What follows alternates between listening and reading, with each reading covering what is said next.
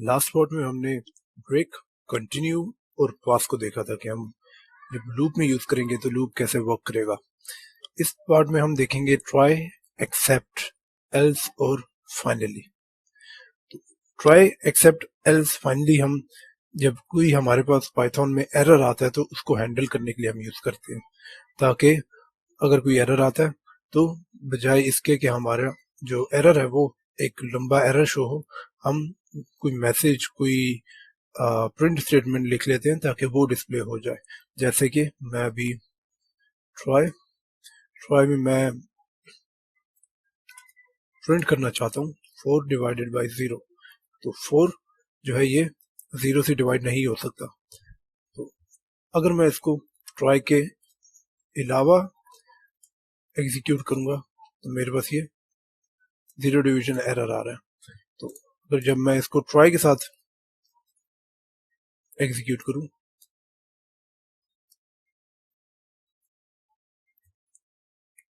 Accept, तो यहाँ पर ट्राई में जो भी एरर होगा, अगर यहाँ पर कोई एरर होगा तो एक्सेप्ट में जो हम लिखेंगे तो वो प्रिंट हो जाएगा। जैसे कि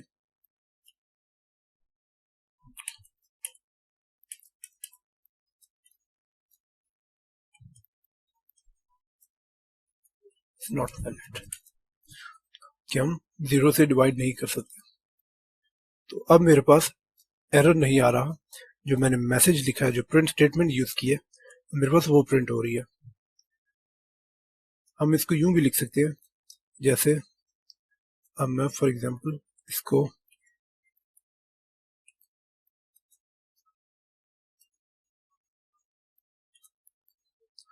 तो अब मेरे पास 0 डिवीजन एरर है। तो अगर मैं इसको कॉपी करूं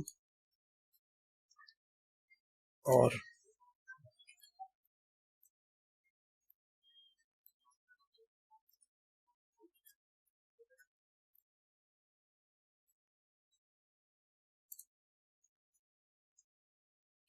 तो अगेन मेरे पास वही मैसेज आ रहा है। या फिर अगर इसको मैं कॉपी करके यहाँ पर प्रिंट में भी रख लूं तो 0 डिवीजन एरर। तो एक्सेप्ट के साथ अगर हम कुछ नहीं लिखेंगे तो जो भी एरर हमारे पास ट्राई ब्लॉक में आएगा तो एक्सेप्ट में जो हमने प्रिंट स्टेटमेंट या लाइन ऑफ कोड लिखा होगा वो एग्जीक्यूट हो जाएगा।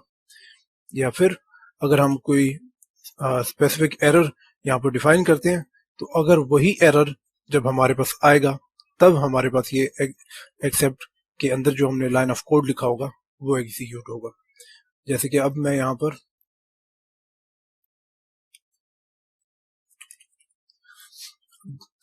अब ये मैंने कोई कोटेशन मार्क यूज नहीं किया तो पाइथन इसको कोई वेरिएबल समझेगा, और वेरिएबल मैंने ऐसा कोई डिफाइन ही नहीं किया। तो अब जब मेरे पास एरर आएगा तो अगेन मेरे पास नेम एरर आ रहा है, क्योंकि एक्सेप्ट में मैंने सिर्फ 0 डिवीजन एरर डिफाइन किया है कि जब 0 डिवीजन एरर आए तब आपने जो ये प्रिंट स्टेटमेंट मैंने लिखी है, प्रिंट फंक्शन यूज किया, तो ये प्रिंट फंक्शन एग्जीक्यूट हो। अगर मैं अगेन अब कोई एक्सेप्ट के साथ जब मैं एरर स्पेसिफाई नहीं करूंगा तो कोई भी एरर आए तो प्रिंट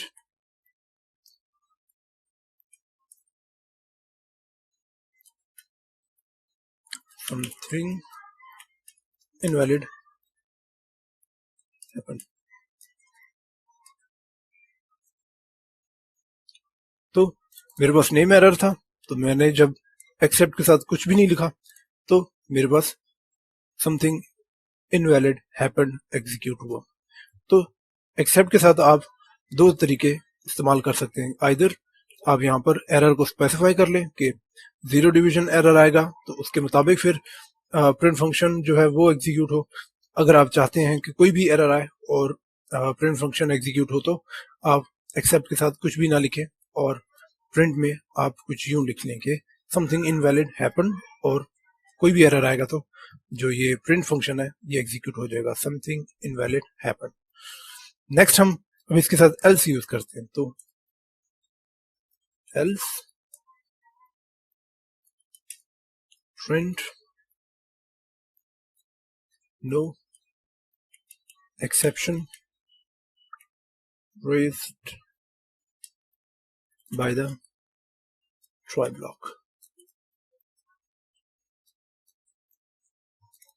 अगेन क्योंकि मेरे पास एरर था तो इस वजह से ये एल्स फंक्शन जो है ये एल्स क्लॉज ये एग्जीक्यूट नहीं हुआ। अगर मैं यहां पर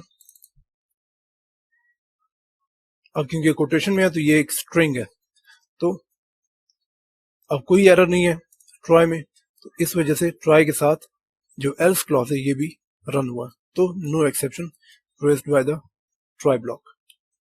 अब अगर मैं इसके साथ फाइनली यूज करूं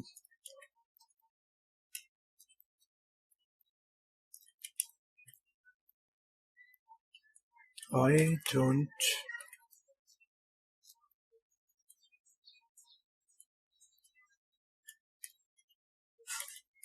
don't care if an exception was raised or not।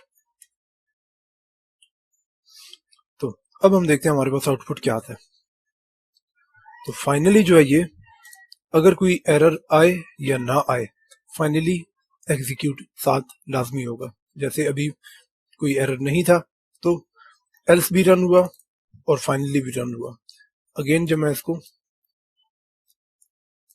अब मैं चेक करूंगा तो अब मेरे पास नेम एरर है तो मेरे पास something invalid happen, I don't care if an exception was raised or not. तो फाइनली जरूर रन हुआ चाहे एरर था या नहीं था, एल्स जो है ये तब रन होगा जब कोई एरर ना हो।